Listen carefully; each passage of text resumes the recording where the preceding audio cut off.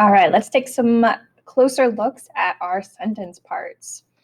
So the old tired man was sitting under a tree and patiently waiting for his son to arrive. So this is a pretty long sentence and it's got multiple parts to it. And you can find kind of all of our word parts, I think, here. So we've got the article, which is kind of naming the man as a specific man, adjectives describing that man. The verb was sitting in the past. Where? That preposition, under. It's like the relationship between the man and the tree. A is an article because we don't really care if it's that tree or that tree. It's just a tree. Tree's a noun. And here's our connecting word between the two big parts of the sentence. And patiently waiting.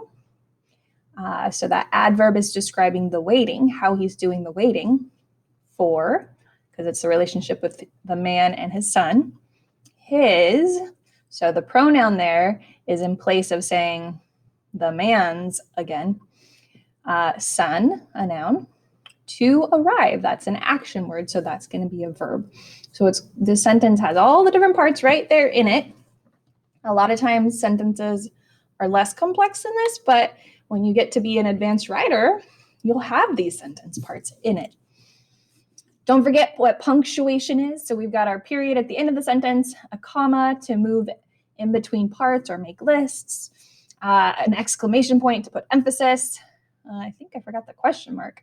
If it's a question, this is a semicolon, which you put basically between two separate sentences, but the sentences are so related to each other, they almost go together.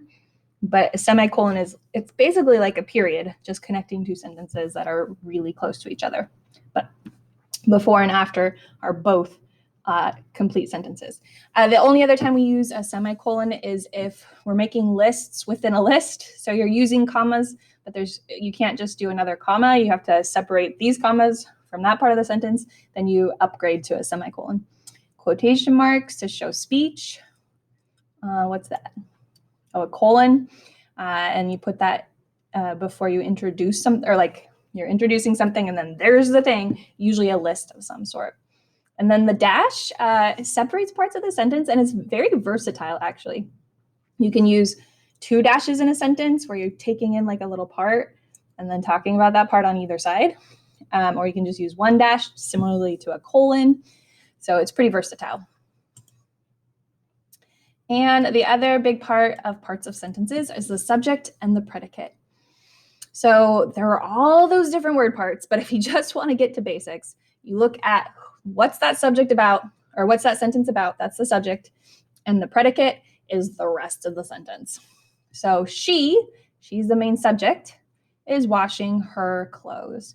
Now, when we were looking at active and passive voice, we talked about the subject and the object. So she is washing her clothes. Her clothes are being washed by her would be the passive voice of that. This is active where the subject is coming first. She's doing the washing to her clothes directly. Here comes the football team. So the football team is coming. So the subject is whoever or whatever the subject's about. The predicate is basically the rest of the sentence. It performs the action or is the noun that the subject is about. The predicate tells something about the subject. It must contain a verb. The predicate always contains a verb, but it can be quite long. Complex sentences have more than one subject and verb. Each subject and verb pair is a clause. So if you get to a more complex sentence, you have two sets or more sometimes of a subject, predicate. And so each set is a clause. Though the woolly mammoth is extinct, it remains a beloved subject, I wrote beloved twice, of cartoonists. And just so you know, when you're taking the SBAC, if it's asking for a grammar mistake, you're looking for a problem with word choice or word order. But if it's asking for a punctuation mistake, you're looking for a problem with a comma, period, or semicolon. That's true for iReady too. But keep in mind, grammar tends to encompass all of that, but that's what they're looking for in those tests.